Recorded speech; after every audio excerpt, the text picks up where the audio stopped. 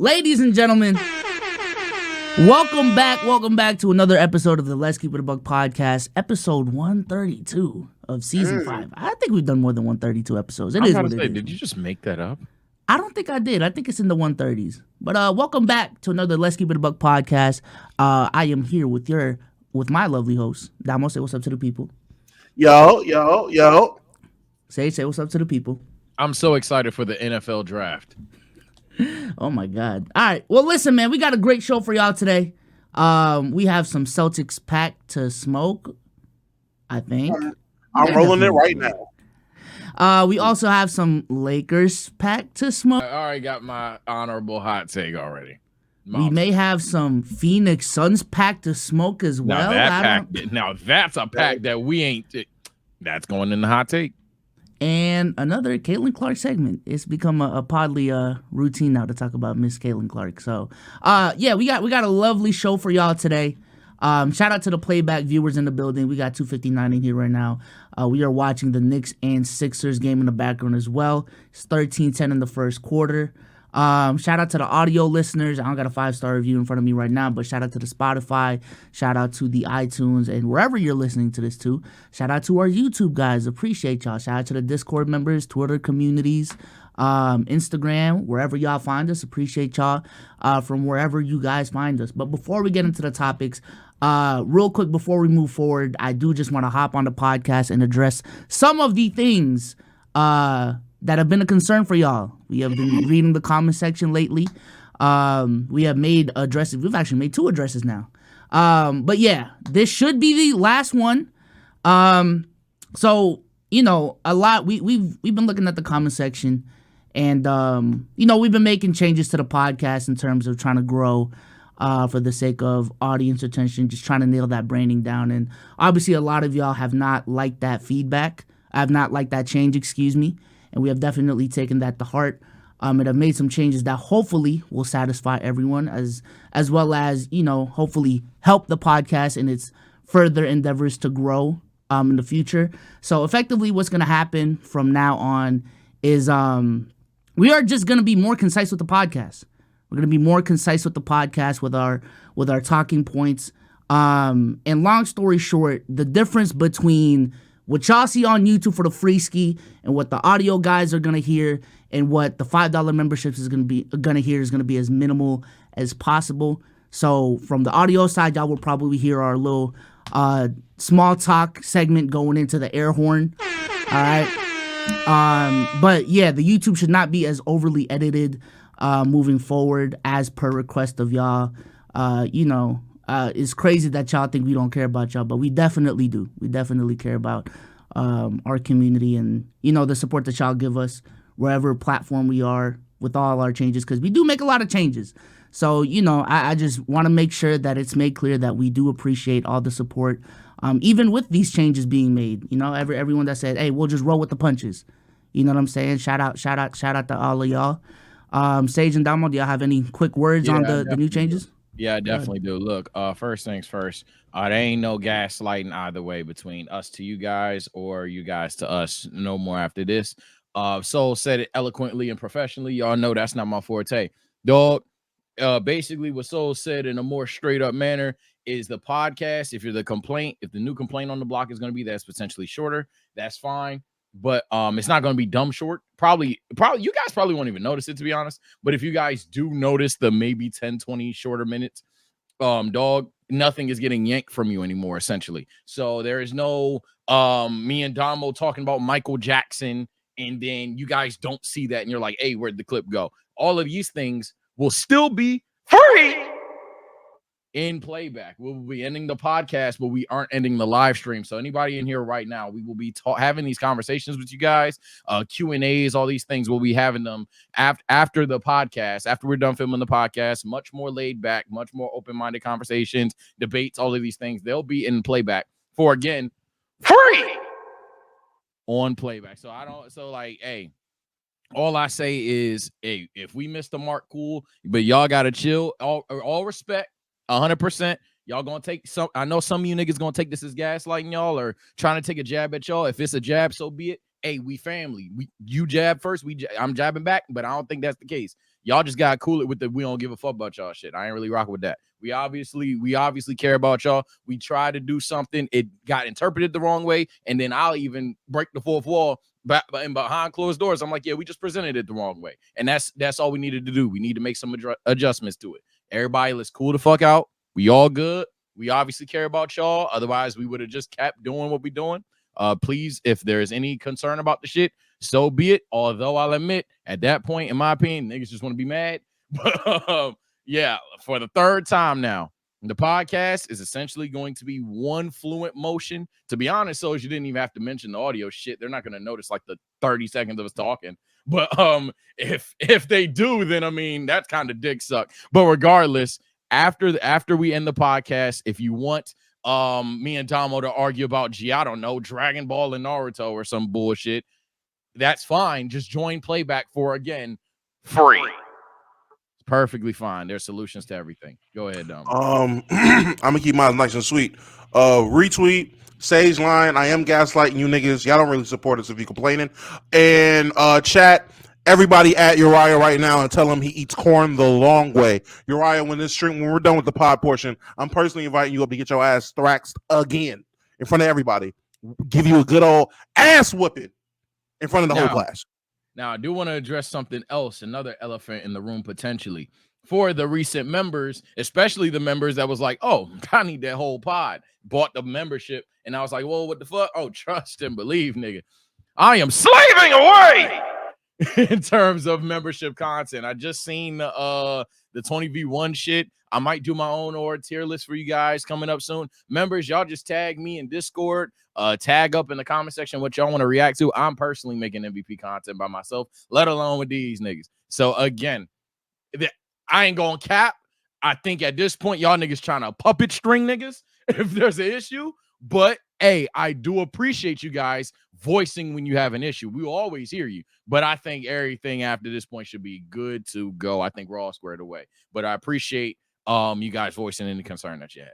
Sage, go look to your right, or Domo, look to your right. Go to the private chat. This is going to be hot take or hot ass. We got 2 hot take or hot ass. We will give feedback on if these takes are ass or not. All right, bet. There we go. Oh, almost doxed the DMs. All right. Hot take or hot ass. Let's see what the fuck he's talking about. I don't even want to read. If you in the league, goddamn, I don't even want to read this shit. Hot take or hot ass. Here we go. If you in the league and you average 15 more of the points, that's considered killing. Depend on your role.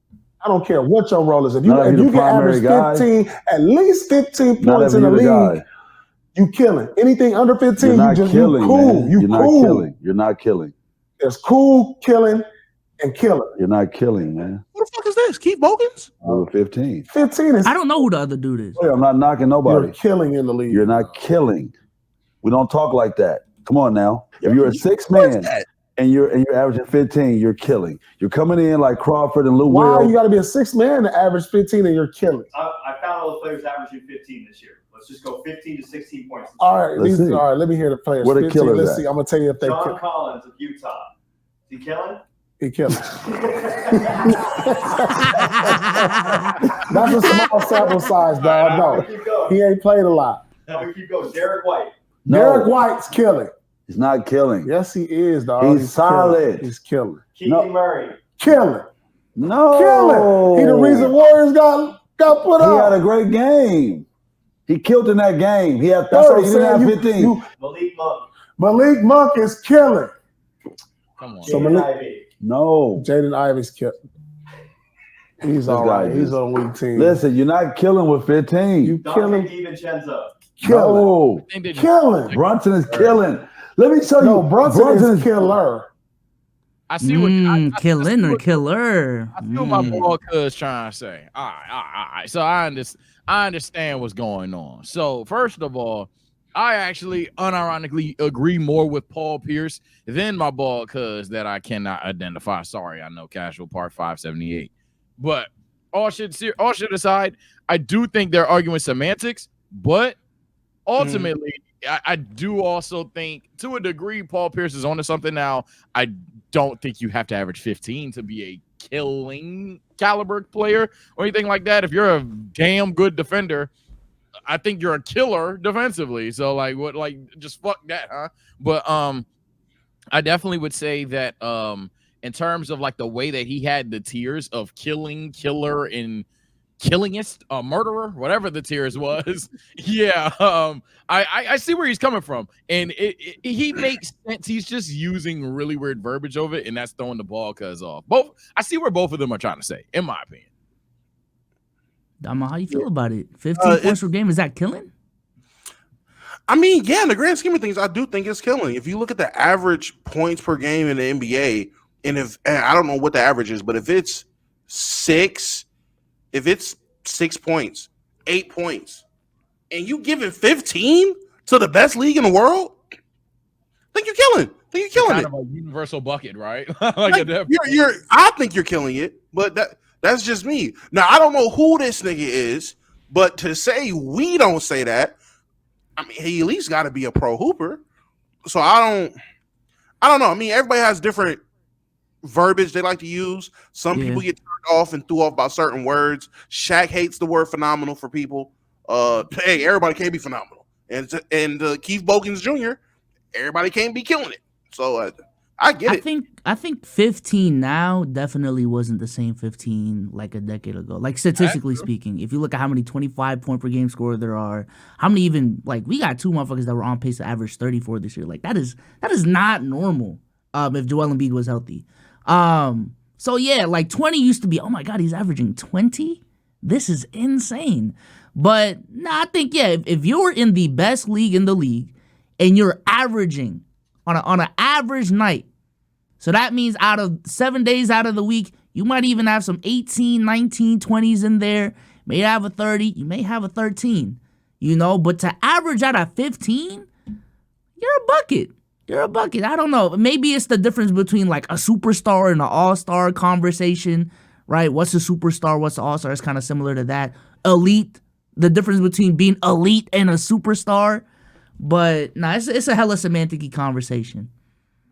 Yeah, I agree. Their only disconnect was literally the word killing. But yeah, I guess to kind of give a concrete answer, because I know the goal of this bit is to say, do I agree with the hot take or not? Ultimately, I'll actually say no, only because I don't think it has to be 15. And I'm not one of these charity ass NBA players never do wrong kind of guys, but there's a lot of players that don't necessarily average 15 that I'm like, hold on now. That's a damn good player that you're about to say isn't a killer. Are you crazy? Bobo, right? Yeah. Bobo. Next topic. All right, next up, I don't need y'all to share. Bobby Portis after game 2 versus Indiana. I believe Indiana won game 2, right? This is Bobby Portis after the game. I mean, just quite frankly, the front runners, bro. Y'all can just tweet that or whatever it is, bro. When the shit going good, they're laughing, clapping, all of that. When it's going bad, they're not saying anything. And I'm not gonna lie, man. Can we define what front running is at this point? Can we just do that? Is this a good take? Or first of all, let's define what front running is. And second of all, is Bobby Portis right about the Indiana Pacers? Are they front runners? I'm gonna do the inverse of what you just said because I'm insubordinate or whatever that word is. First off, no, Bobby's not cooking only because who the hell does this not apply to in humanity? 9 times out of 10, when shit is going good, we laugh, we smile, we have fun, we celebrate. When shit's going bad, what the fuck you want me to say? It's just so like I ain't gonna lie, so like I don't like this specific definition. Now, if you think they're front runners, for me, front running basketball team is a team that if they get going in the first quarter, I think it's pretty simple actually. If they get going in the first quarter, they can ride momentum better than most teams in the NBA. A lot of teams kind of do like the yo-yo thing, and then they get that knockout punch and it's over. But if you're a front-running team, you up 10, that's over with. No matter what happens, you can even cut it to 5. You're going to hit a 3, and now you're up 12 or whatever that math is. I think that's what makes a front runner. I think people that are calm, cool, and collected and can hold on to a lead. However, the slanderous part of being a front runner is if you're even down 3. Oh man, Oh man, like you go up 2, then you're down 4, then you're really down 8. Like you don't have the ability to fight back. So I think that's where the slanderous term front runner comes from. Celtics. Go ahead, Dom. I mean, I think in the term of how it's used in the NBA, at least how the casuals use it, I mean, he's right. They are a front running team by his definition, just like every team in the NBA for the most part. It is rare to find a team who's laughing, joking, kikiing when they're losing. That gets a bad rap. That looks like you're not taking it serious. So yeah, nigga, everybody's like that. Y'all were like that the 4 games y'all lost. Well, now 5 games. Y'all lost to the Pacers. Y'all weren't fucking laughing and joking. It wasn't kikis and ha-has. Y'all were telling niggas to be humble. Honestly, you a hater. And let's be real, Bobby. You already know we got smoke. So I don't even I hope no one expected me to come up here and really, condone your bullshit behavior. Cause you a front runner. Cause it was all kiki and ha-has on your little microphone. And then when times got tough, times got hard with this podcast and shit. What was your last episode, nigga? Exactly. Front runner. I think this just goes back to the whole conversation about trash talking we've been having. It's like, at this point, when is the right time to trash talk? Because if you're trash talking when you're down, scoreboard pussy. When you're trash talking when you're up, you're front running. When you're trash talking in the regular season, why are you excited about a regular season game? And I swear to God, if you try to trash talk this in the first round, you flexing first round wins, you're so fucking excited about winning in the first round? Like, all right, dude. I think the NBA has a no one cares problem that we really need to address at some point. I feel like unless it's conference finals and on, like, nothing matters now to y'all, bro. Like, this shit is crazy. I do agree with that. That's corny. However, and Domo, I'm gonna let you go because I see you was trying to talk. I will say the solution to trash talk, good trash talk, because hey, I'm TSSH. How you doing? I'm a shit talking expert. I just let other motherfuckers on the podcast do what they gotta do, but I can shit talk with the best of them. And I say the solution to being a good shit talker is shit talk all the time. So you're kind of right, but like the answer's fucked up. You just always talk shit. You literally you can't say I only talk shit when I lose. When I'm talking shit and I'm losing and I sound crazy. You can't say I only talk shit when I win because I was talking shit when I was losing. You can't say I'm talking shit when we're not even playing anything because that's just who I am. So ultimately, the solution to being a good shit talker is to just talk shit the entire time. Maybe that's what Bobby wants, but then that's too easy to put somebody as a front runner when you're losing. If you get your ass beat, if me and Domo start boxing and Domo just one hit a quitters the way that chat envisions any person 6 foot up, just one hit a quitters, I'm just out like these, oh shit gang style, right? And then motherfucking and then I sit up. You wouldn't want me to talk shit. So the idea that you would call me a front runner if I knock Domo out is crazy.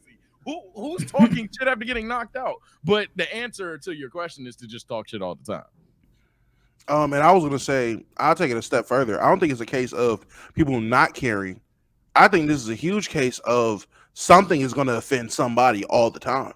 Like, no matter what you do, is going to be offensive. And even the shit that niggas deem they like or they deem good behavior, if someone you don't like does it, you're going to fucking hate it. Case in point, a nigga like Allen Iverson. If there was a basketball player that moved how Allen Iverson moved now, you niggas would hate him. Case in point, John Wall. John Wall moved 30% of the way AI moved, and you niggas called him a thug, a gang member. He didn't take basketball serious. If he was seen not at a basketball court, oh my God, get in the goddamn gym. Like, niggas hated John Wall at the end of his tenure with the Wizards. They felt he did not take shit serious. I feel like the constant trash talkers are right now, like Draymond and Pat Bev are the first two to come. Dylan Brooks. They're not niggas hate Dylan Brooks. Dylan's going. Niggas hate Dylan Brooks. And I like Dylan Brooks. He was just fucking with the Lakers. I know y'all gonna say I'm lying because he was fucking with the Lakers, dog. Like I actually miss Dean. I think me and Domo had a conversation whether it was online or offline. Like, damn, I kind of miss the Grizzlies, bro. Like, it was kind of like fun playing them niggas, bro. Especially because we could beat them. But more so, they just talked a lot of shit. It was fun. Niggas is saying it's because he sucks. No, you niggas hated when he was coming out dance. When the niggas danced before the games, niggas hated him. I don't want to hear that shit.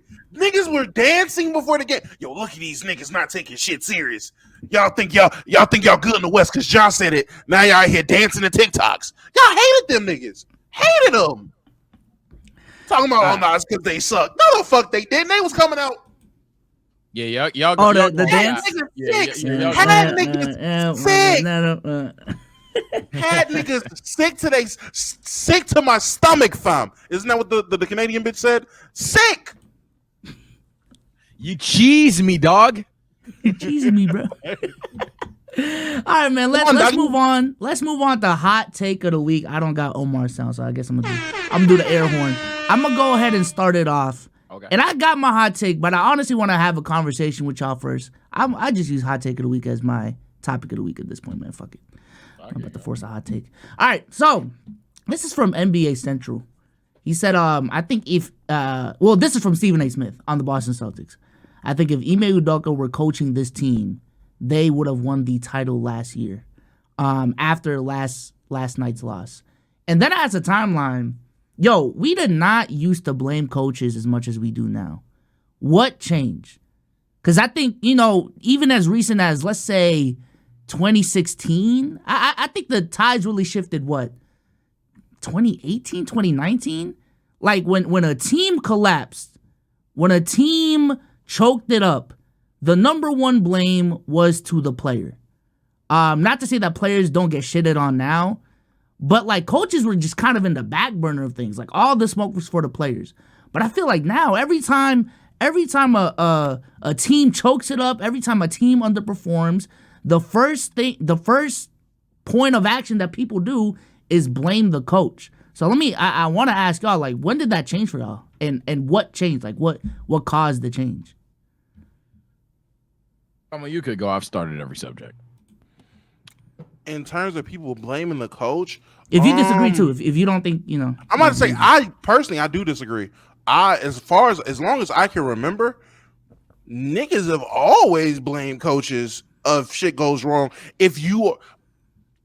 I'm gonna just stick it to fans because I'm not gonna act like I was just having these all-knowing basketball debates in 5th grade. Like I'm just not gonna do that. I was a Laker fan. I was in a house of Laker fans. The only basketball conversations I heard were either between my stepdad and his friend groups who were Laker fans talking about their team, or when I went to the barbershop with my stepdad who was a Laker fan, and then niggas in the barbershop liked who they liked, and then I heard barbershop talk. That was the only time growing up until I was in about 8th, 9th grade when I really started having basketball conversations intelligently by myself or just based off what I was watching.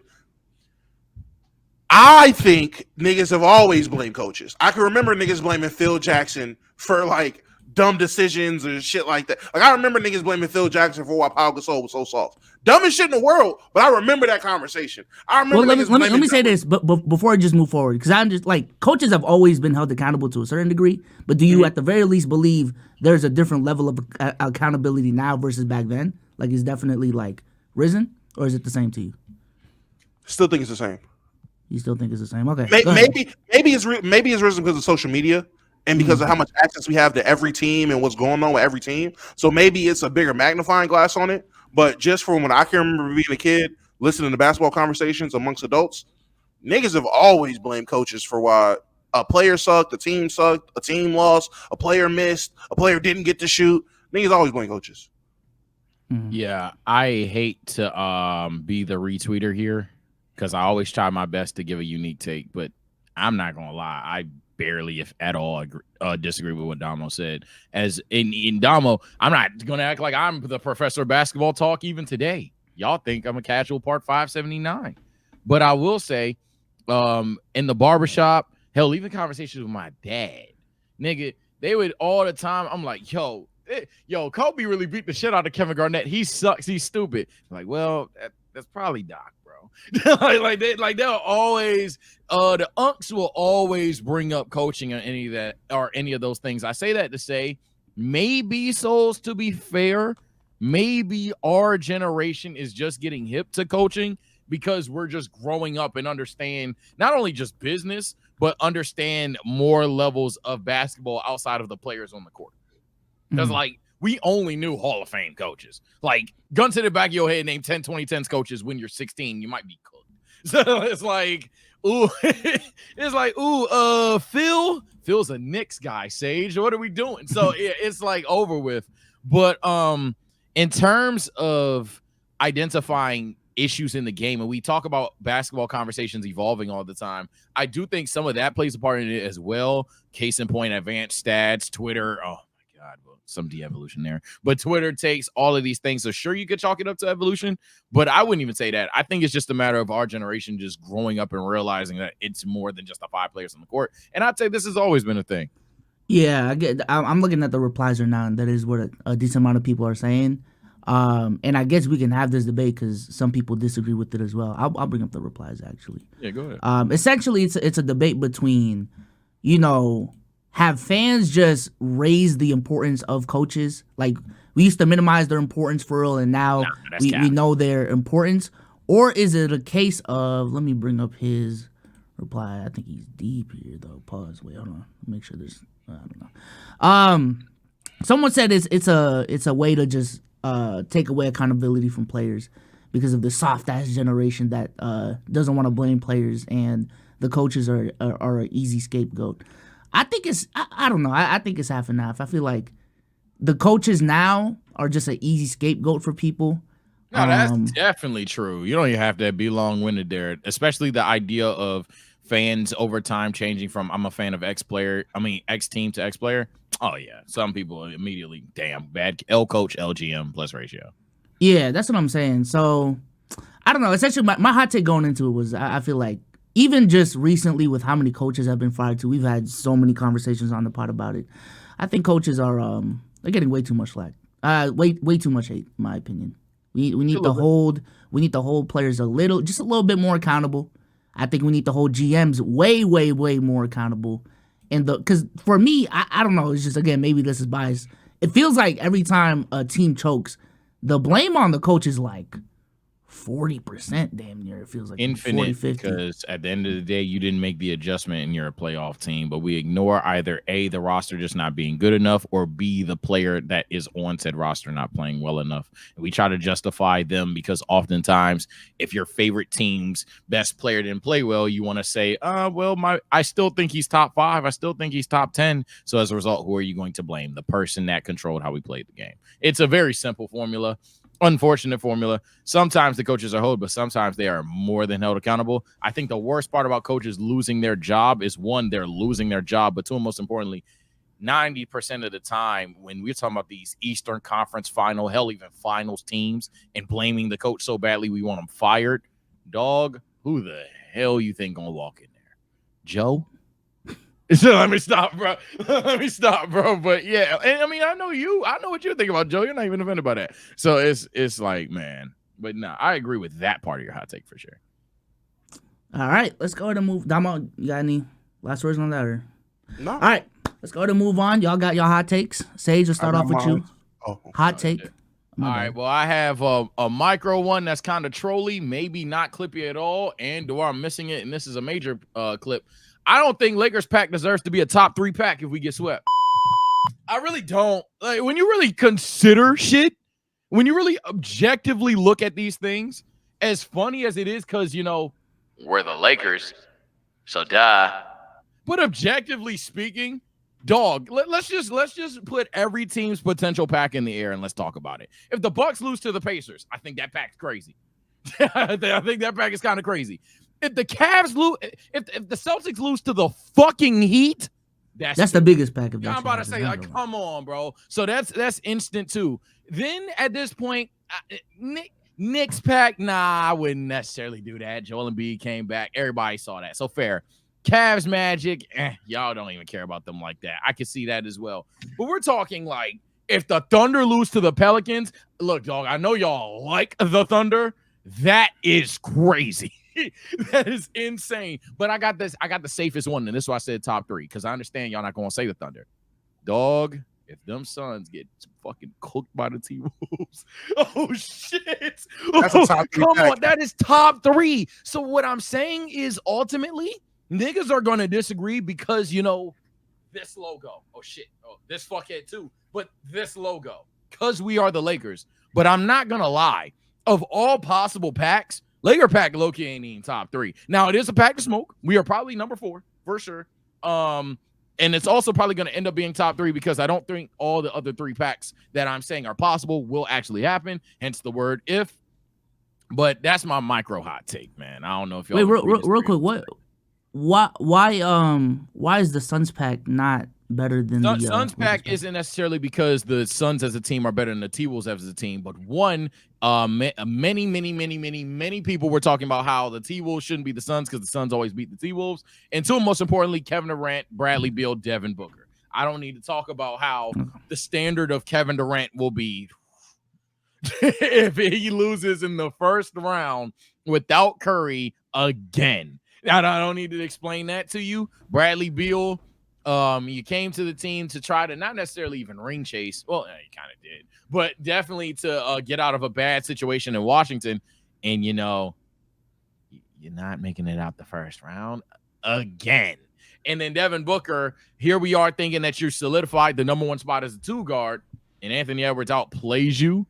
Tough. So that is definitely 3rd for me for sure. Now, I'm not excluding notoriety of the Lakers. That's why I'm saying ultimately we are 4. But the idea that a 2-7 seed that lost to a team 8 straight times is a top 3 pack to some of you guys is literal nothing but fuck LeBron, fuck AD, fuck the Lakers. Darvin Ham jokes are fun.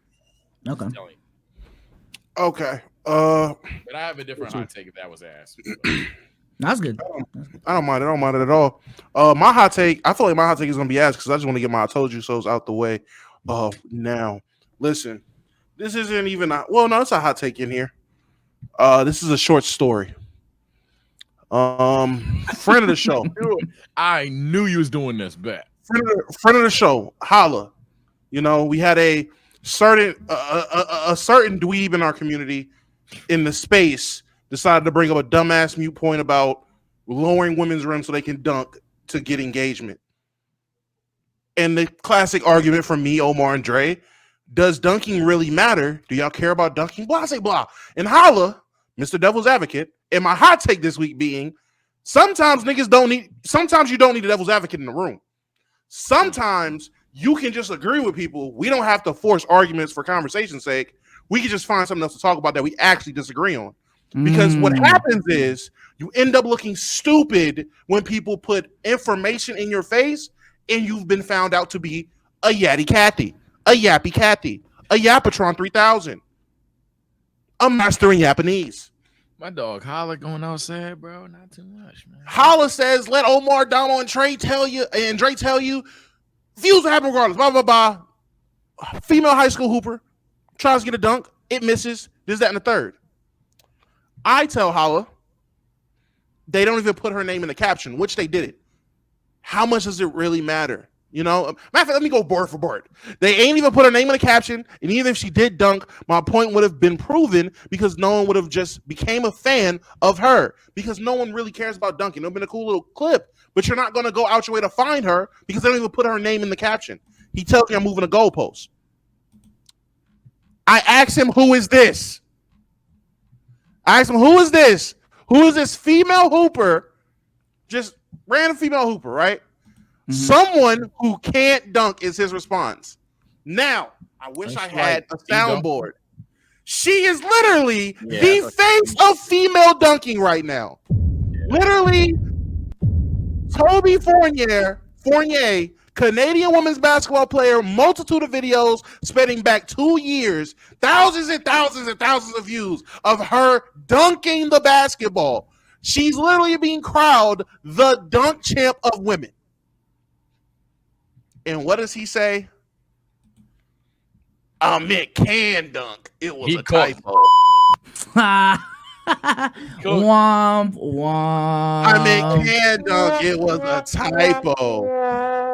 I mean, there ain't really nothing to follow up. Holla, you my dog, but you got fucked up, gangy. I'm sorry, bro. Come on, man. Yeah. You just boxing the wrong league. Hey, pick your battles, Chad. I always tell y'all pick your battles, man. Man, I do have another hot take. Ladies and gentlemen. I believe LeBron James tonight is going to get 42.5 Leave me points alone. plus rebounds plus assists on the sponsor of this podcast, Prize Picks. Okay, ladies and gentlemen, shout out to Prize Picks for being the sponsor of today's episode.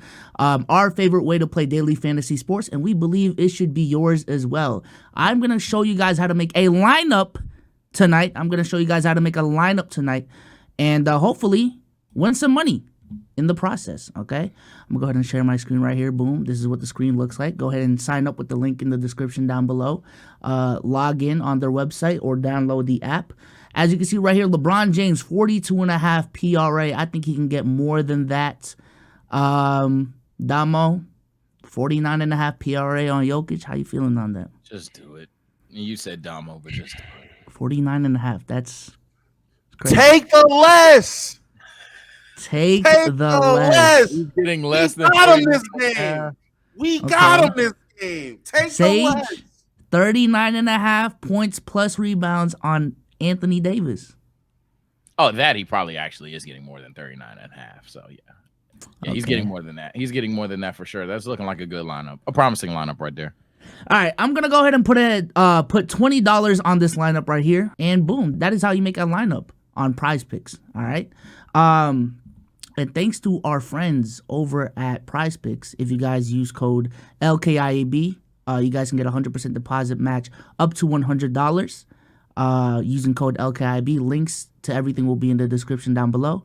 And shout out to Prize Picks for sponsoring this podcast. Appreciate y'all, man. Use code LKIAB. Links, everything will be in the description. All right, man. Dom, read me. I almost said under so bad. Oh my God, I almost said it. I caught myself.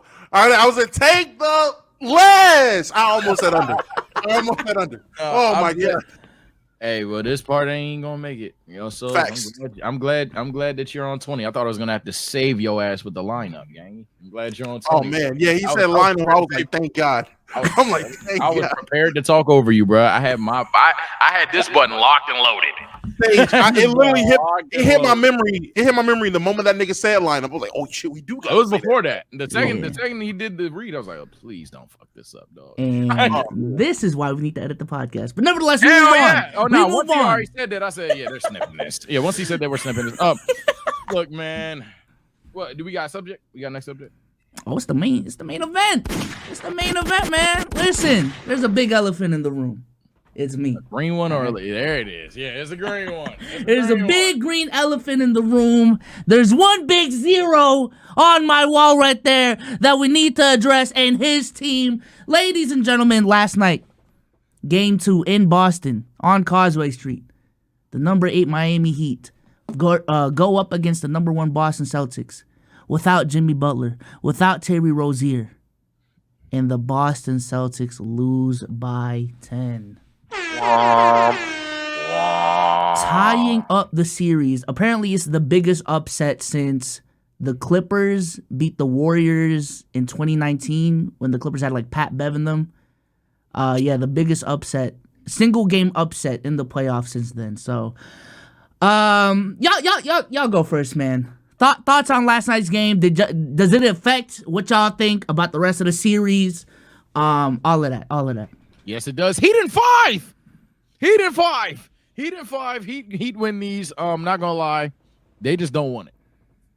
It's like, let me stop. I do think that Boston is still gonna win. I'm not gonna overreact. It'd be funny, and I hope so for the sake of not having to hear a bunch of Laker LOL you lost guys hitting me up. So I hope Boston loses and gets that unanimous number 1 pack. But I mean, y'all even got Buddy doing Tatum dances in Tatum jerseys now. So it was that bad. He got clapped on Twitter. Did you see that? Yeah, he got clapped on Twitter. That's how bad it truly is. Like it was an awful loss. End of an era. Bam didn't even get going in the first quarter, but then in the fourth quarter looked like the best player on the court when Jayson Tatum is on the court. Speaking of Jayson Tatum being on the court, dog, his help didn't look that good either. What the fuck, KP? I ain't gonna lie. I'm over here watching the game, testing out for VIPs and playback. Playback's free, by the way. Check it out. But we're over here quizzing niggas for VIPs. And I'm like, damn, now I think about it. Has KP scored? So then I hop on the PlayStation after all the shit, and I'm like, yo, how many points did KP have, y'all? Oh man, Sage, that nigga had like a bucket. A bucket? a bucket? Like, yo, are you kidding me? Like, I didn't remember him scoring the ball at all, let alone getting a bucket. So, nah, it was bad. I'm not going to lie. And this is my problem with Boston time in and time out. I'm going to let Domo go because I'm long-winded. But all I'm going to say is I've thought the Celtics were contenders even as early as 2018, even though technically I didn't have a shot in hell of them beating Golden State. But everyone else, I thought they were that damn good. They've been this damn good for about 6 years. They've had the best roster in the league from top to bottom for about 4, in my opinion. But they just, for some reason, inexplicably, impossibly, somehow lose these easy-ass games. So do I think they'll get past Miami? Yes, but this is my exact reason why I don't think they're winning a championship. Everything, honestly, everything I thought about y'all was confirmed with that loss. Everything that I thought about Miami was disproved by that win. Womp womp. Type shit. Really? I froze. All right. I am him. Oh my god. So, that's so bad. I come back to release. That's crazy. What was the last thing I said? Oh yeah, everything I knew about the Heat was proven wrong because they beat y'all. Hey man, there's not too much dancing around this I can do. There's not too many gritties I can hit because I am a Laker fan. So it's only so much I can say in these playoffs. But that is coming from an embarrassed fan. That's got to be embarrassing, man. Like, Yeah. And coming from a fan of a team that's playing their boogeyman. God damn, y'all boogeyman sucks. Because, oh my God, I couldn't imagine the Lakers losing to a Jokic-less, Jamal Murray-less Nugget. Oh my God. Kenny Rozier's Jamal Murray now? I wouldn't know. I'm saying the best player not being there. Whoever you want to say the Aaron best player. Gordon-less Jokic. Yeah. Sorry. You know what, man? All right. Let me get my shit off, man. Go ahead. You got it, gang. Yeah, it's your clip. It surprises me, and it doesn't. You know what I'm saying? Did I think the Celtics were gonna win last night? Absolutely. Did I think the Celtics were gonna sweep? I'm gonna be honest with you. I believed it. Did I think the Miami Heat was gonna break their all-time 3-point record against us? No. So that's where it surprised me. But it didn't. You know what I'm saying, chat? It just is what it is. It's the experience of being a Celtics fan. It's never easy.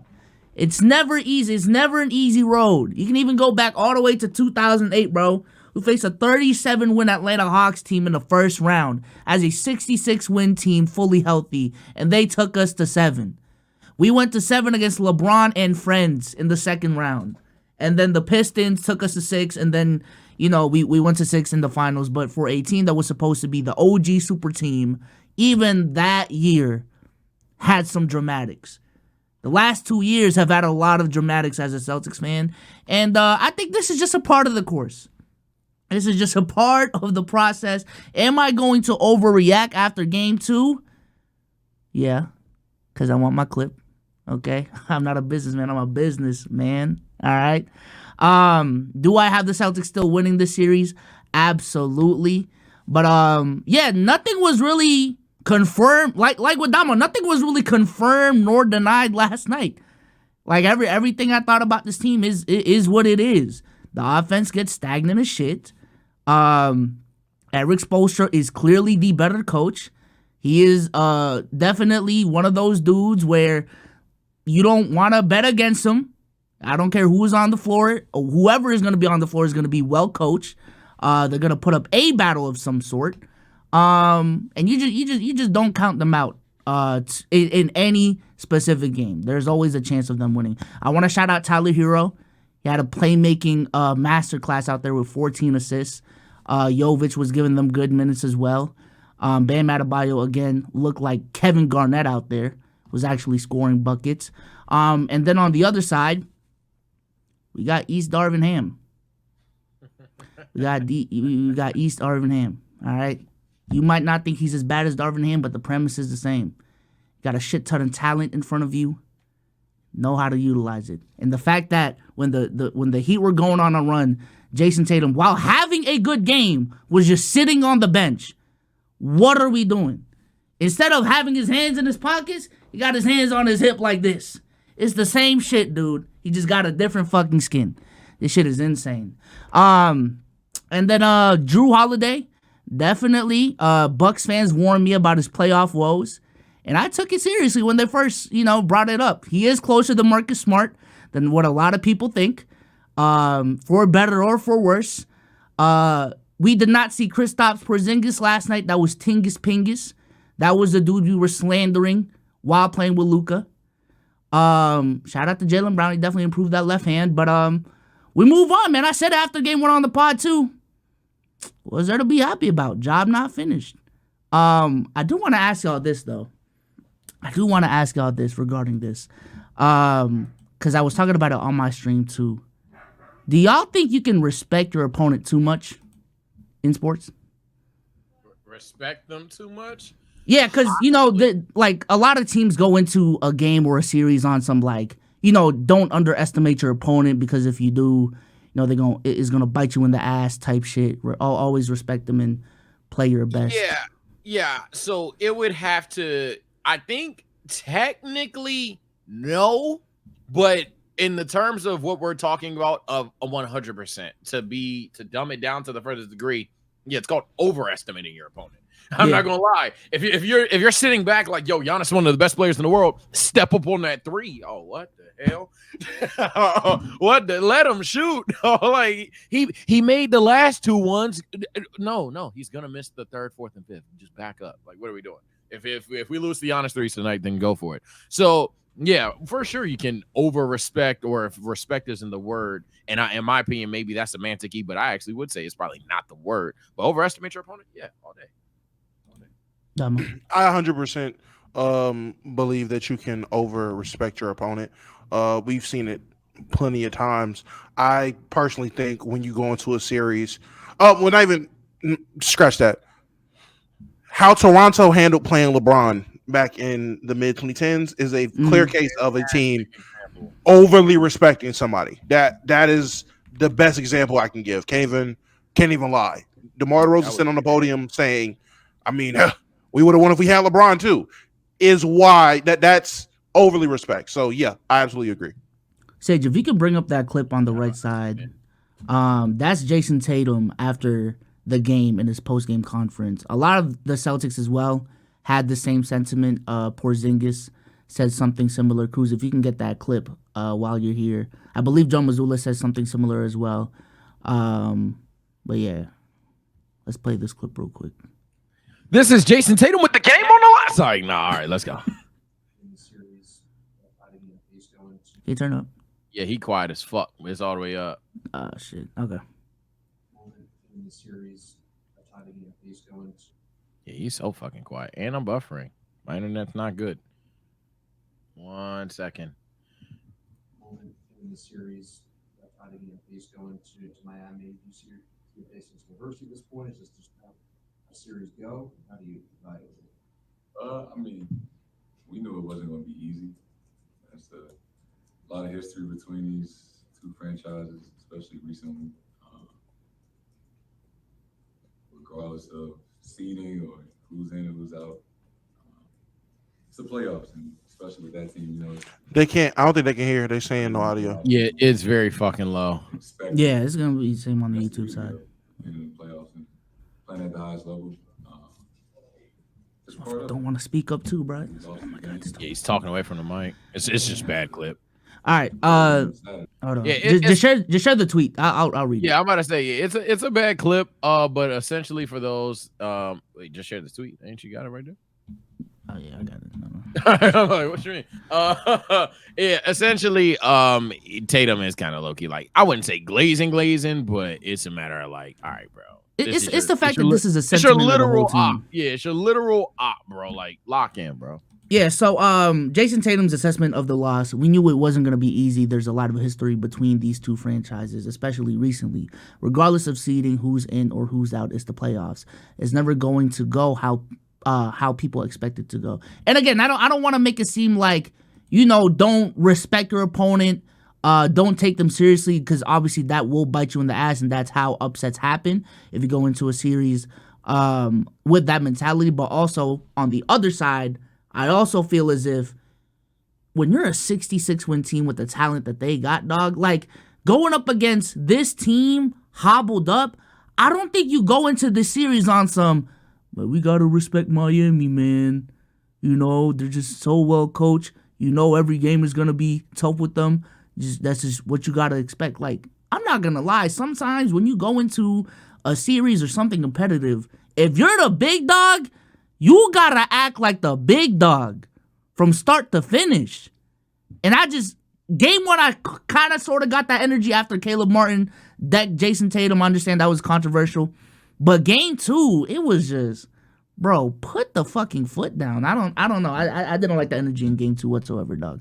Yeah, I'm not gonna lie, Solz. I'm calling you out on this because I've always thought that you've been a little bit too, not underestimating of your Celtics, but too like oddly passive of your Boston Celtics. And maybe subconsciously you know that they're not as good as marketed or whatever. But like, for example, like the whole contenders debate that we had on playback for free, where you're talking about when they were contenders is one thing, but like the idea that like y'all are like scared of the Heat, like, bro, y'all damn near won 70 games. What are we talking about? Bro, if y'all don't go there and sweep the Jimmy Butler-less Heat, how the hell are y'all sitting there like, hold on now, this is gonna be nigga, if the Lakers once DOMO, if we were the 70-win Lakers, bro, I'm not gonna lie, y'all have been voted for a fucking click or a low to replace me. I'd have been literally insufferable. Like, mom, and I know some of you guys think that now, but oh my lord, boy, you'd have packed me up. Because there ain't no way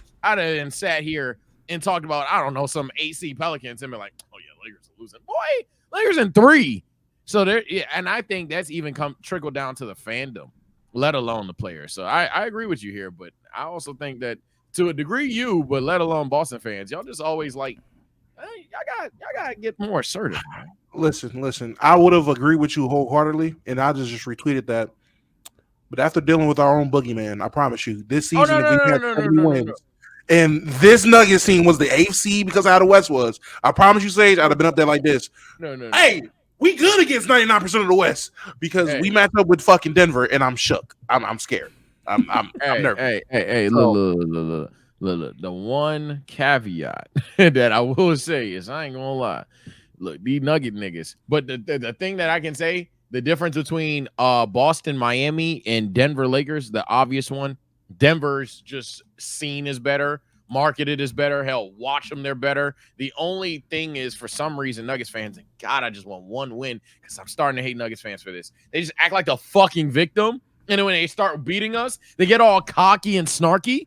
And then next season, they act like the fucking victim again. Dog, nobody thinks y'all are worse than us. Not one person, bro. Not a single soul alive think you are genuinely worse than the Lakers. But these niggas sit there on Twitter like everyone thinks that they're like, nobody thinks this shit. Nobody. Literally, not one person that's genuinely put them on a lie detector test thinks the Nuggets are better than the Lakers. That's the difference. There's everyone thinks Boston is better than Miami, but then Boston just somehow loses. And that's what makes it a rivalry. The Lakers shit, it's kind of like dumb expected, but a bunch of biased niggas saying now the Lakers are going to win anyway.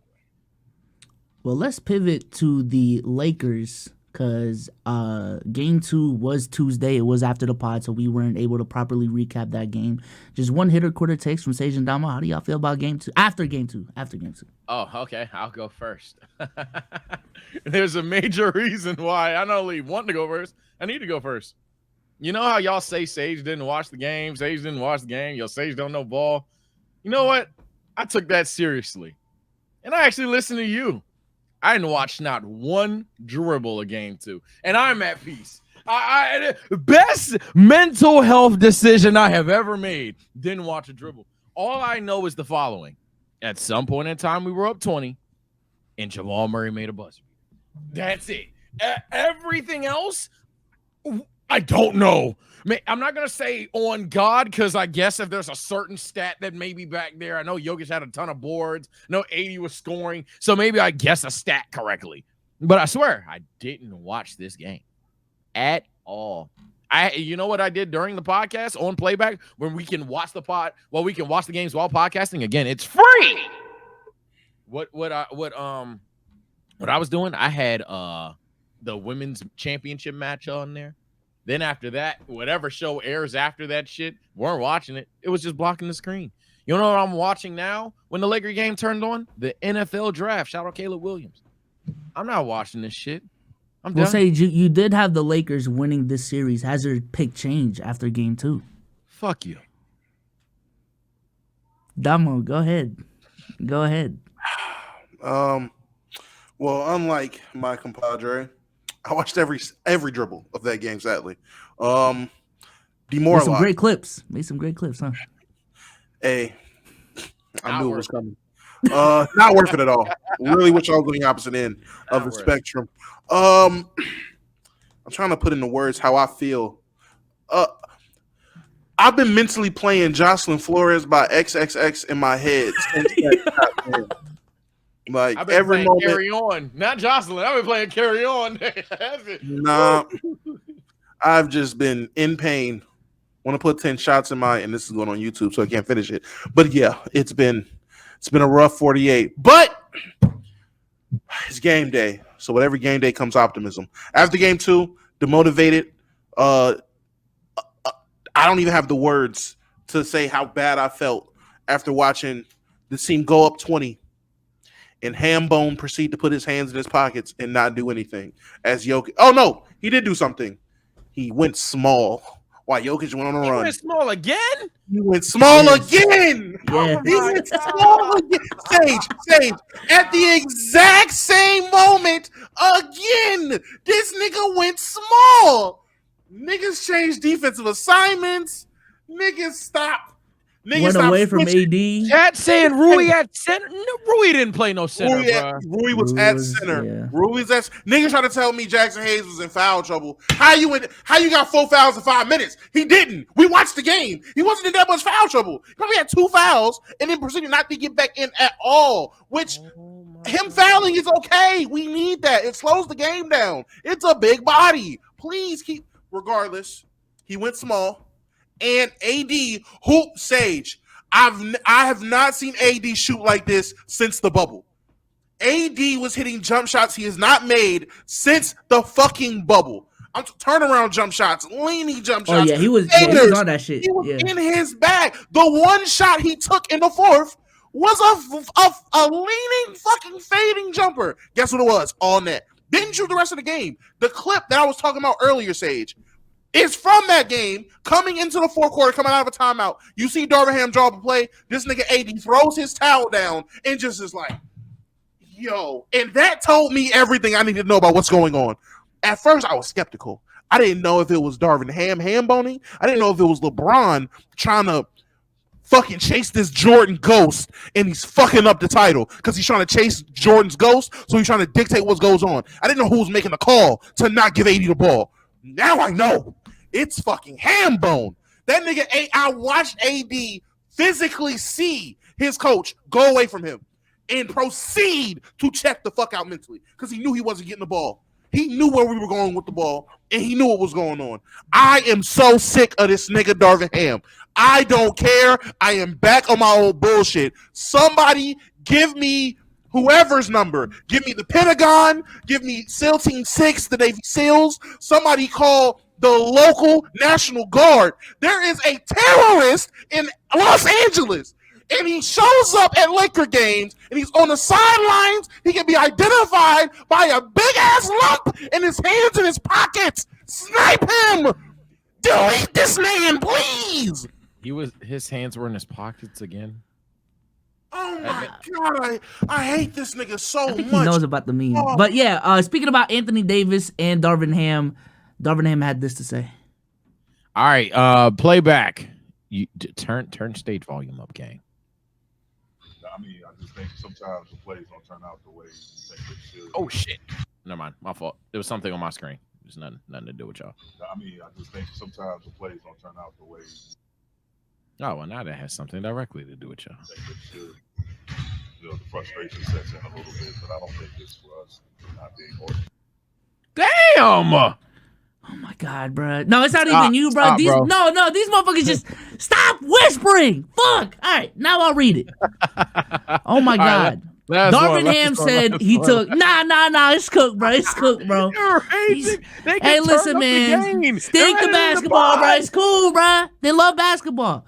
All right, Darvin Ham said he took Anthony Davis's comments after game 2 that the Lakers have stretches when we don't know what we're doing, which is what AD said, as frustration, and he'll agree to disagree with AD. Ham said the Lakers coaching staff prides itself on being organized. Domo, do you call cap? Or do you think, AD's onto something? This nigga know he's fired. And again, I'm going to speak when you call Domo's name. Good, Domo, go ahead. But this nigga knows he's fired, bro. Nigga is a liar. He's a liar. He's a liar. He's a thief. He's a fucking fraud. He's a scammer. He's a hammer. He's a fucking ham bone. I hate this nigga, bro. Like Solz, you were trying to relate. Oh man, Joe Mazzulla, this nigga's the East Darvin. He's not. He's not, bro. Bro, this nigga is the male Leslie Knope, Solz. He genuinely does the wrong thing, bro. Like, hands down, whatever decision should be made, he makes the opposite. Get that low tweet out of here. Get that low tweet out, because I hate seeing niggas troll. I hate seeing niggas who claim to be Laker fans trolling about this shit. Because I'm serious. I am fuming because I want my team to win. I'm sick of these bullshit ass nobody franchises when Swiper gets to pull his fucking titties out and dance all over the place because the Nuggets are winning, and I gotta sit here and bear witness to my coach terrorize my organization. This shit is whack, and these niggas out here trying to get these fucking clips and memes to get their dollars off. You niggas are not fans for real. You niggas are frauds. I think the shit that's depressing, and again, I'm only able to talk sane because I didn't see this game, and I'm happy I didn't. I might watch game 3 if I'm bored and drunk and hungry and tired. All of these things need to be required. I say this to say, I think unironically, even a diehard Nuggets fan can admit, it's especially considering that it was a literal buzzer beater. Dog, if we didn't have Darvin Ham, it's much more comp. Because when you watch the, I believe 11 games, I said 8 earlier today. I think it's like 11 to 12-ish games where they've beaten us. Majority of those games, the Lakers are either A, in the lead, B, come back from a lead, but then they always C, fuck it up. And 90% of the fuck up is an adjustment that is made out of nowhere. I think even the most core Nuggets fans could admit, wow, little bro, you're never going to beat us. They're going to say that. Fine. I think they would 100% agree, oh, y'all be comp if y'all had a good coach. I think they would say that wholeheartedly. Hell, I'll go a step further. If you think the Nuggets thing is a little too much for you, Sage will never beat them. Black cat of the franchise. What Domo been saying? The whatever murderer. Fine. The Lakers ain't a damn 17. We ain't playing these niggas. How about that? We're not even playing them with a better coach. And before y'all pull the good old, Oh, Lakers fans always want their coach fired. Who? Oh shit! What? Who? Wrong pod, buddy. Wrong pod. Hey, I'm an ignorant Lakers fan. I'm more ignorant than you, guaranteed. Domo, did I ever say I want Frank Vogel fired? I don't think I did. Y'all can go back to the pods from have I ever said I want Frank Vogel fired? Nope. In fact, when yo niggas said, yo, Sage, Vogel sucks, me, what the fuck are you talking about? When you niggas said, yo, 2021 Lakers got better, fuck are you talking about? In 2022, yo, we got better. What the fuck are you talking about? And why are y'all blaming Frank Vogel? I thought it was always dumb, the bullshit that he dealt with. And I'm definitely feeling that way right now. Well, Domo, before we move forward, I'll ask you the same question I asked Sage. Do you still have the Lakers winning the series? What did I say in the beginning? Lakers and what, Solz? 6. You can do math. You got a degree. What that mean? How many games we got to lose? 2. Hey, we on track. I like it. Staying in our business, man. I like it, man. I think that's a, we're still in round 1. We're still in the first 2 games, man. We're not. When someone tells you something in 6, that means there's losses involved. You expect the losses in there. You know what I'm saying? Something in 7, that means there's 3 losses in the series somewhere. Even 5. There's one. There's 1 loss in there. But now we got to overreact after 1. This is crazy, man. This is crazy. I'm going to be watching the draft. MHJ to the Cardinals. That's what's up, man. Yeah, I just want to say, as we just proceed to go to whatever topic, Orlando is whooping their ass. It is 104 to 60. Oh, my God. Oh, yeah. I was going to say that after I talked about the draft a little bit more because I'm waiting on the Steelers pick. But, 1, Caleb Williams, 2, MHJ. Those are very hype picks. 3, chat, it's not Photoshop. It's no error. No, they were getting their ass beat like 59 to like 80. It was insane how badly the Magic are winning. And there was a reason. We was in the barbershop today talking about the shit. When niggas making their parlays, niggas like Cavs the underdog, Cavs the underdog. And these niggas, hey, I ain't gonna lie, as disrespectful the internet is, in the barbershop, they fuck with me. They be like, yo, Sage, why the fuck Cavs underdog? Them niggas dysfunctional. Why? Bruh, shit just happens. I literally told them, bro, I'm not gonna lie, Magic might cook tonight because shit just happens in Cleveland, bro. And this is one of the moments, man.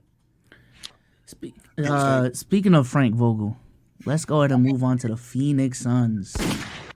A pack that is not talked about enough. And can I just say, look, dog, if you're a Solz and Sage supporter, I fuck with you, obviously, because you fuck with Solz and Sage. Or is it just Solz, nigga? Because I ain't gonna lie, the fact that you niggas think I wasn't a Jaden McDaniels fan may be the most infuriating shit I've dealt with in a long time. The amount of times that playback chat has made fun of me on my man Jaden McDaniels quote. Dog, what? Nigga, 2 years ago, I said he was a 75 overall. For context, 2 years ago, me and Solz had a memes video, and some person said that Jaden McDaniels was basically the perfect player across the board. It was a joke. Nigga, me and Solz talking about he's 75 overall. I identified that he's a 6'10 guy. I think the defensive clip got cut out because it was pretty boring and irrelevant. But for the most part, niggas sitting there saying, oh, you never liked J-Mac. You never were a J-Mac fan. I'm like, nigga, there's endless pods. Anytime I'm talking about the Timberwolves, I talk about how I like Jaden McDaniels. Nigga, there's shorts on Keep It a Buck. I think there's shorts on Sage. But I talk about how I like Jaden McDaniels. But most importantly, nigga, 2 years ago, he was a 75. What the fuck? 2 years ago, Jaden McDaniels wasn't the defender he is, the shooter he is, the on or off ball player he's just not even close to the player he is today, dog. What the 2 years ago? Curry raising the chip, nigga. What are we doing, bro? Yeah, no, I seen the footage. I'm like, damn. My God. 2 apartments ago, bro.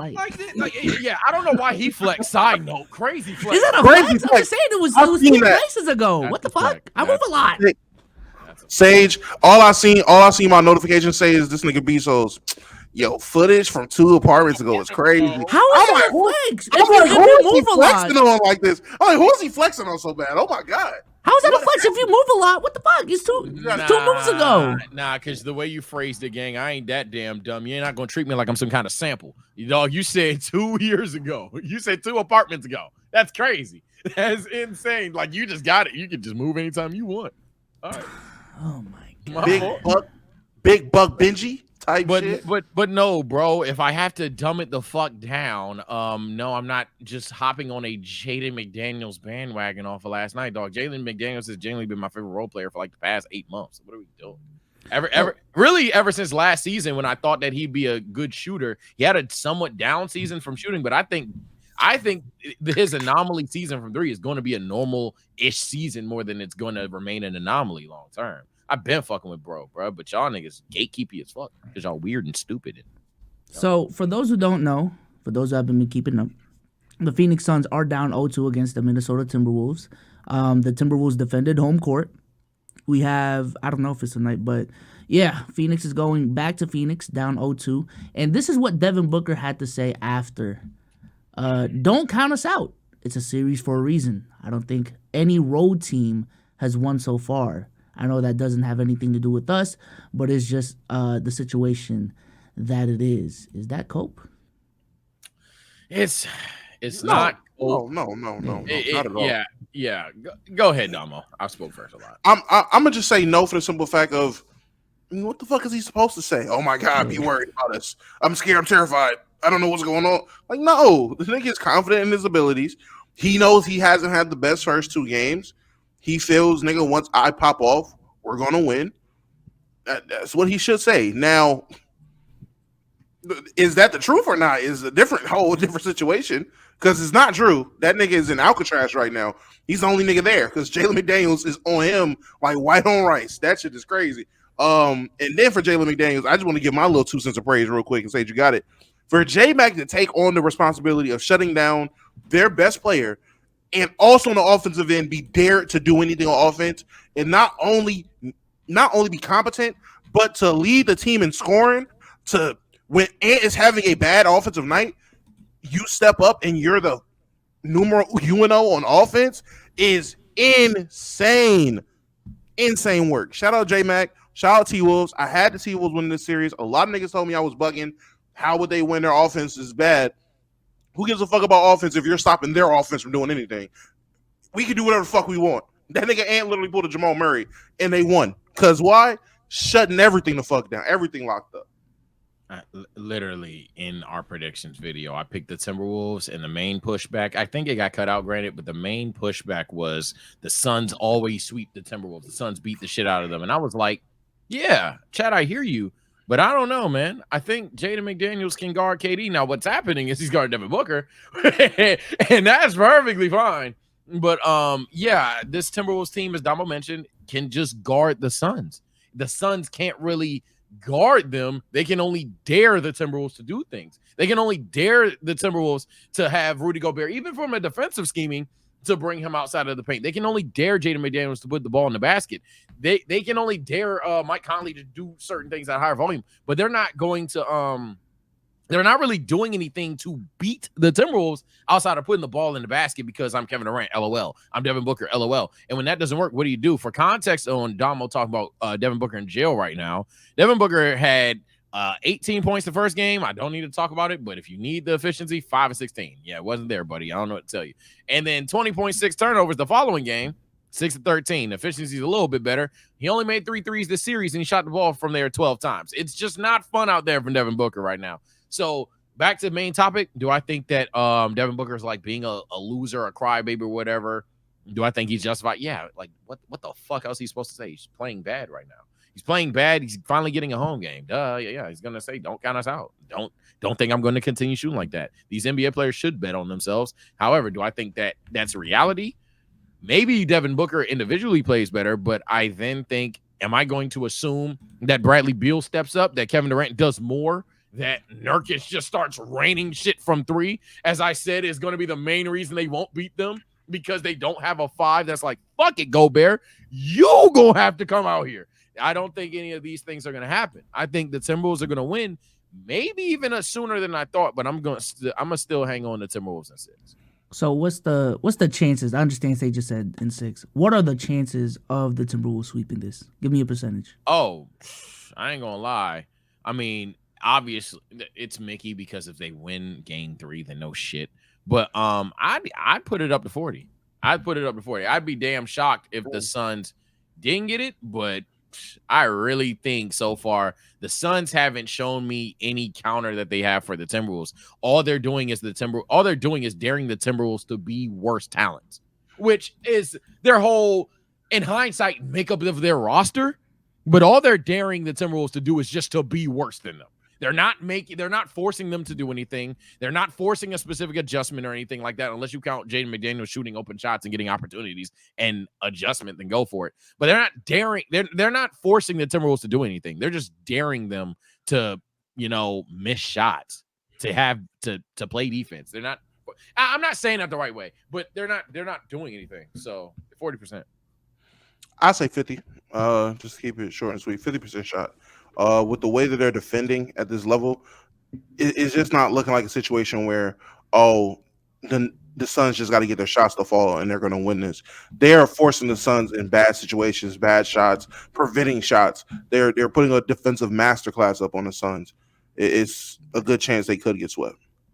Well, apparently the 50%, what's really stopping this team from getting swept is one bowl.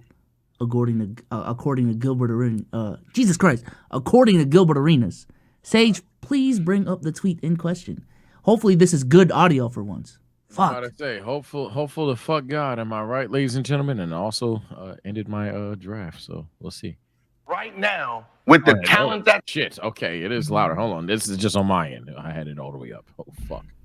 right now, with the talent that's on the floor, and you look at this bench, there's only one guy who can actually change the outcome of this series, and that is Bobo. Mm-hmm. Because his skill level is unmatched. Right now, with the Now, let's just address the elephant in the room before Domo has his victory lap and standing. I know chat's gonna do it, so I'll address it. The gotcha card. Ain't get this you? You seen this, Gil? Are you Mr. He lazy, Mr. He not all that other shit? That's you, Gilbert? Oh yeah, he was that dude. Yeah, that's Gilbert Arenas. That's interesting that you're now calling on Bobo. Maybe the internet got to him. But hey, again, I'm casual part 580. Congratulations on making the 580s. I said that the reason I think the Suns are going to lose because they can't stretch the floor. Domo jokingly said, but he probably dead ass a little bit. Yeah, but if they play Bobo, they fine. Now, do I think that it would work? No, I think Bobo's game lacks in other areas. But hey, man, I tried. Domo, is Bobo the X factor? Type shit. Hold on, man.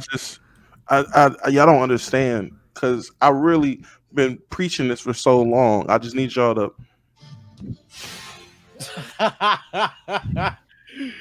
I told y'all. We can barely hear it anyway. There's only one man for the job, and his name. Don't worry about it. It's Bobo. and the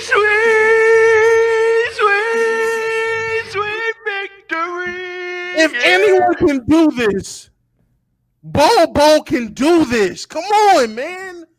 Goddamn right, Gil is. I don't even know if you're at what you asked me, honestly. I checked the fuck out when Gil stole my take because them niggas be listening for real. I've been telling niggas, give Bobo 15 solid minutes. He can make a difference. There's no way you're telling me a 7-2 nigga with guard-like mobility with the rock. Move the ball on the string like a 3. Got a handle like a 2. Ball on a string. Lay it up like a 1. I swear. Come on, That man. young player sometimes pisses me the hell off, bro. I Come swear. on. You make this nigga sound like a goddamn all-star, bro. Oh, Hey, my Lord. and if he got significant minutes, he would be. I'm telling you. And This is Trust Bobo. No, auto pivot. God damn it. I'm throwing my weight around for once. Ladies and gentlemen, I'm going with my second hot take, dog. Hot take of the fucking month, year, whatever. Yo, every young player ain't gonna be him, bro. Holy fuck. I'm tired of this shit with Domo, and to a more specific degree, there's some bastard on Solz and Sage Souls where you know how we said the Cavs young core like a C+, B- type shit? Yep. Some motherfuckers say, how dare you not think they're going to be great? Nigga, They ain't gonna work. I don't care that they're 27 and under. Dog, no. I'm tired of you motherfuckers thinking because we got like 5 under 24-year-olds. We just drafted for the last 3 years. We're going to cook. No, you're not. Reality is you're not, dog. And don't quiz me talking about, well, name the courts that don't work. Nigga, we don't remember the courts that don't work. It happens that damn much. The fuck up, idiot. Can I say something? Can I say something? Can I say something? Can I say something? Go ahead. Bowley. Bobo is the CJ McCollum of Wimby's. Give him a shot. Bobo is the CJ McCollum of Wimby's. That's all I'm saying. That is all I'm saying. Let's reel it back. Jesus Christ. All right. Let me just say this, man. The Phoenix Suns are the biggest I told you so for any NBA analyst this season. Yeah. Like any doubt that you had with this Phoenix Suns, any weakness that you had from a playmaking standpoint, because I'm looking at it right now. I understand assists is not a perfect metric. They are the third least amount of assists per game out of all the playoff teams.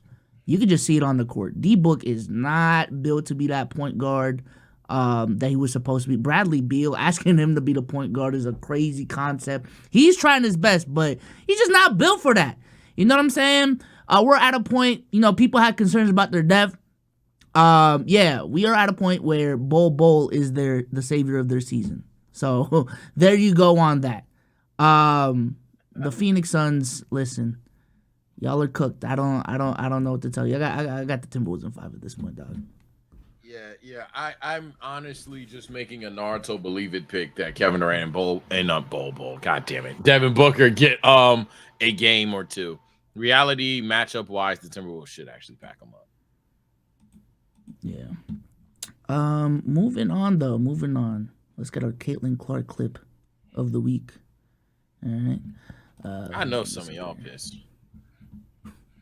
I like the Caitlin Clark clip of the week. Yeah, I know some of y'all is heated.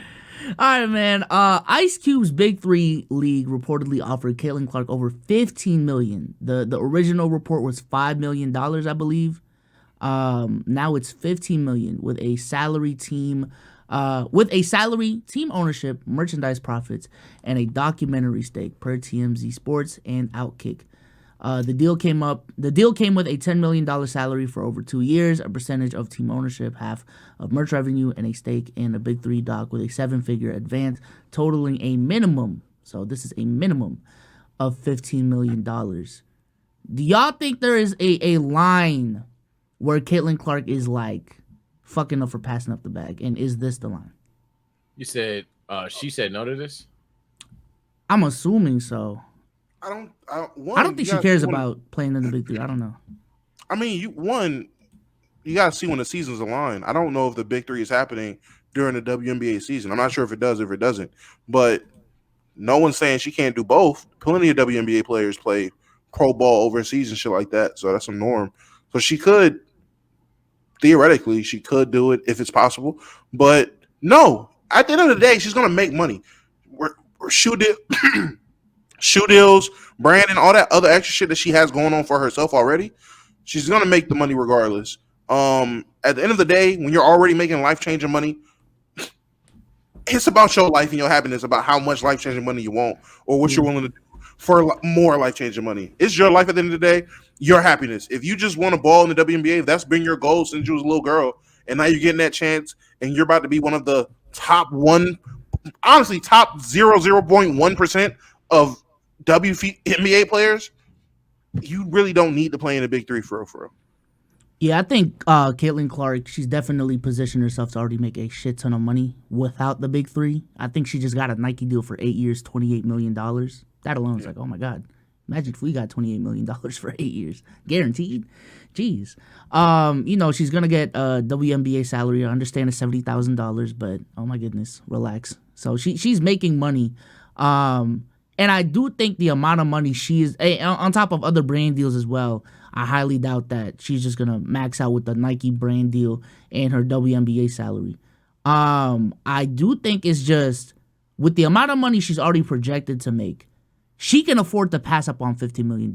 This is not, you're making a mistake passing up on $100 million, $120 million. She can live the life that she wants with the money she is already projected to make. And on top of that, I really do think her impact on women's basketball is going to be diminished if she does go to the Big 3 and play with men. I'm going to just keep it a stack. It is going to introduce a lot of toxic conversations that will discredit women's basketball that just did not need to be there. And I feel like Omar would agree with me on this if he was here, because I understand, like, this is his thing. Not all money's good money. And she does not need this money. So... You know what? In spirit of old block, I'll just say this, man. Caitlin Clark, man. If we have conversations consistently for like three pods straight now about how she's more impactful than any prospect since LeBron James, the idea that she's making a mistake by turning down money is kind of asinine. but just simple, like, y'all, I think this is my 6th time this pod saying it, but fuck it, right? Keep it simple, stupid. How the fuck is Caitlin Clark losing an opportunity or anything? Like, dog, she's Caitlin Clark. I think she's perfectly fine. The only thing, I guess, to be a little odd, even myself, is like, damn, man, can Reese get 10? Can Reese get 5 or something like that? You feel me? Like, I do think of things like that. I'll confess that I thought that, but it is what it is. But in terms of Caitlin Clark, that potentially declining the big three, whether she's accepted or declined, nigga, fuck the big three, nigga. It's just Big Me, nigga. Like, I don't care. Go, Caitlin. You do what you want to do, but most importantly, if her whole mission is to go to the WNBA, bust ass, and put on women's basketball, let her do that, bro. Let her do that. I think it is very similar to the conversations when Kick was throwing those big Twitch deals. Not Twitch deals. When Kick was throwing out those big bags to Twitch streamers, and we were sitting here like, oh my God, how the fuck can you pass up on $50 million? Like, that's crazy. When you have to realize, to be in the position to receive a $50 million deal, you already have to make millions, right? And for a Kai Cenat to already make the amount of money he's making on Twitch, if that is just where he's comfortable at, and he's obviously making enough money to live the lifestyle that he wants, what is the incentive for him to switch? At that point, not really anything, especially for him in terms of, becoming the biggest streamer possible. If you're going to a smaller platform, you can only be smaller. Pause. It's just unfortunate with the whole WNBA becoming a somewhat mainstream thing over time that people are getting aware of the finances for struggles and even potential benefits of it, and as a result, we just have people talking out their ass. But is the big three profiting? Yeah. Oh, yeah. Me and Solz, her warning on the Future Solz stage video. We got our shit off on that one. It probably getting edited out, but yeah, the more we think on it, that's probably the dumbest pushback in community history. Just from a literal standpoint, that was an awful comment, awful era. Hey man. And if the Celtics are technically making negative $100 million, should just sell the team. Oh man, it just God. But how do you play the employees? These max. Hey man. All right.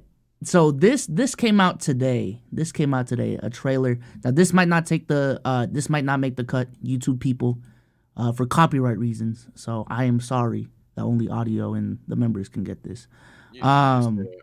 But Sage, I'm gonna toss you the link. Apparently not apparently, but there's a new Docu series, reenactment type thing coming out about the whole Donald Sterling era for the Clippers.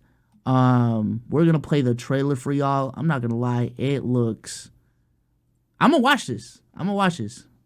If you wanted, in case he introduces it like that on the stream, regardless, I'll say it like this: if you wanted to see the clip, hey man, join playback again. It's free. We're not even hiding it. I'm pretty sure this would just get the whole pod blocked.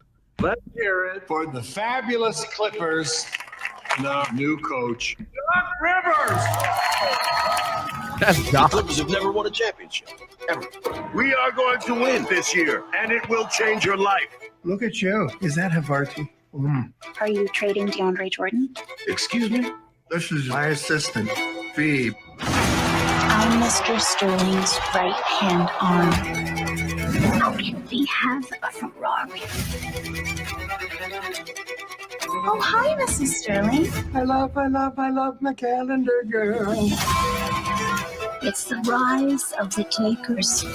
I hired somebody to follow the money. She's suing me. I need to show them that I have the power. Are you stupid or something? Don't bring black people to my games. Having fun? I know we are. What's your wingspan? Everybody out. We have to protect the players. The season ticket holders are used to a certain amount of access. I'm used to a certain amount of people acting freaking normal. Tape recording of you and V. It's out. Tell me what's on the tape. Certain statements about... What in the world? That can't be true. You think I'm a racist? Well,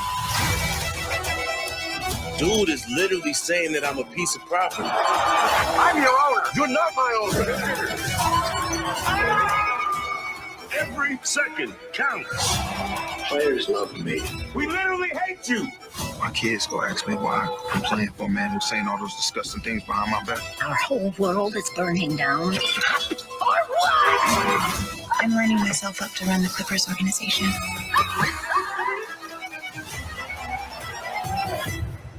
Are we bad people? Doesn't matter. Clipped on FX. Then follow me back. On June 4th. Only on Hulu. Yo, this nigga, your players love me. We hate you. Yo, I ain't gonna lie, bro. Only problem is I can't watch it. I'm not. Clippers ain't never my protagonist. Fuck them. But Damo, what's the face for? I just niggas get winning time. Like cool little show. This is what y'all come up with. This is their rebuttal. Niggas want to be us so bad. Like, god damn. Like, have an original thought for once. Like, niggas had winning time, a crazy owner, you know, crazy sporadic team star players. Nigga, that shit was like 10, like the shit we're talking, it's like 10 years ago, my nigga. I remember what Chris Paul looked like. He's still in the league. I don't like this at all. It's not been enough time, my nigga. Like, do you like the casting? Do you like the casting? I don't like none of the casting. That nigga's voice is not raspy enough to be Doc Rivers. Is that Lawrence Fishburne? I don't think Lawrence Fishburne is a good Doc Rivers. I don't know who the fuck that Chris Paul was. I don't know who the fuck that. I don't know who any of these niggas supposed to be. That was Cliff Paul, bro. Was that supposed to be DeAndre Jordan talking about we hate you? Who was that? Which one? Which I don't know, bro. That might have been Luka Baumute, dog. The whole time that was Austin Rivers the whole time. Like, I don't fucking know who that's supposed to be. Like, what? This is crazy. Are you gonna watch it? No, nigga, I'm gonna watch the new Rockstars breakdown. The new Rockstars breakdown of clips. I'll watch the breakdown, but I'm not watching that shit, man. Nah, I ain't gonna lie. No. I'll troll aside. It did look interesting. I'm gonna have to. I'll tune into a couple episodes. When did the whole Donald Sterling thing happen? 2013, 14? I'm like 10 years ago, yeah. I feel like I was too young to really get a grasp of what the fuck was going on for real. So it's gonna be an interesting watch for me. Like, I understand the whole premise of it. They had a racist owner, but just hearing the details, because I wasn't really paying attention for real on what was going on. That's definitely gonna be interesting to me. Assuming everything is as accurate as it can be. Now, if they're just lying in the shit, that'd be crazy. I genuinely remember. I was 17 at the time. I remember very vividly the landscape of what was going on with Donald Sterling, and my dad was real adamant on me paying attention to it because of how serious it was. Because that was a serious thing. Like, that's something serious, and for him to get caught, don't be bringing them blackies, bringing them darkies to my games. What? Like, that was insane. That shit was insane. I remember hearing that shit for the first time. Like, that shit was insane. So it has to be like I'm saying. That's why I'm like, it has to be accurate because that was too recent. That's too recent of a thing. That was like the marathon bombing movie that came out about Boston. When they dropped the movie, I was like, what the that should happen this summer. Nigga, it's fall. What the fuck? Y'all got a movie already? Damn. Like, that shit genuinely happened. Winning time was in the 80s. Like, a lot of time has passed. The castings make sense. That shit happened 10 years ago. The niggas that are playing Chris Paul looked that exact same way 10 years ago. I don't know if this is a good idea at all. My thing is, who asked for this? This specific story? Like, who? Steve Ballmer? Steve? No, it's part of the rollout for the new Intuit Arena. Next, we got a theater in the arena. If you want to watch this show right here, and then right after the Clipper game. They're about to be fucking nasty with it, dog. Domo, you got any last minute topics to bring up? I want to cook this nigga Uriah. That's all I want to do. I don't know if that's going to be on YouTube time or in OT for playback. But regardless, that's all I want to do. All right, but we are about to close the pod here. Sage, hopefully Sage comes back before the pod ends. It'd be crazy if we just it's over. But ladies and gentlemen, this has been another episode of Let's Keep It a Buck, episode 132, I believe. I don't know. Yes, sir. For the playback people, do not leave. For the YouTube and audio people, this is the end of the podcast. Hopefully, if everything goes well, a majority of the podcast should be unedited. There shouldn't be that much of a difference. All right, this is the end. We are going to be hosting. Essentially, we're just going to be streaming on playback. We're going to bring motherfuckers up. We're going to watch the rest of these games. If we want to talk about non-basketball shit, we can do that as well. We're about to talk about the draft. That's literally what we're about to do. We're about to talk about the draft. The draft and me cooking Uriah. That's it. Yeah, and again, before we just go, I really hope these changes does satisfy our core audience, because again, I don't ever want to make y'all feel like we don't care about y'all, because obviously we would not be here without y'all. So definitely appreciate that support. Before we head up out of here, Domo, say goodbye to the people. About him again? It's like, nah, all right. Now we're quick goodbyes. Domo, say goodbye to the people. All right, Chaz, be your my favorite midnight snack, and we will be back next time you see us on Playback, because we're on this bitch. It's the fucking playoffs. We're here every day streaming something. Get on Playback now. Go to Playback. Convert. One of us type shit. Say goodbye to the people. All right, people. Hey, if you guys want more podcasts, not really streams, then follow TSO Sage on YouTube and or Twitch. We're trying to hit 100K over there. Trying to hit 20K on Twitch as well. We're going crazy over there. On the podcast, if you want more LKIAB, Sage, Solz, Domo, and or Omar, hey man, just follow, download and follow us on Playback, where millionth time, it's free. It's just your choice, buddy. Become a member still. Members, we appreciate all the new members. We're expecting even more members. There's going to be hella content there. I'm personally making a mission to get you guys a lot of content. Hell, you think after this draft, I'm not going to low-key accidentally punt the shit out that Steelers rebuild and get the players we drafted? You crazy, bro?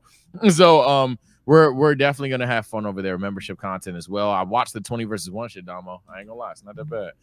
I seen the shit. I recorded it for them. It's not that bad, bro. But take care, stay blessed. Or the no. Yeah, the balloon shit. Not the take care, stay blessed. I don't know if I'm gonna watch the Laker game. You would know if you download a Playback though. Yep, and we'll be on Playback after this. I might multi-stream again. Yo, the multi-streams on my shit, it's been fun, man. It's been fun having two perspectives. It's been fun. But with that being said, 600 views. Relax. I'm trying to see the ad for me. All right, we're out of here, man. Peace.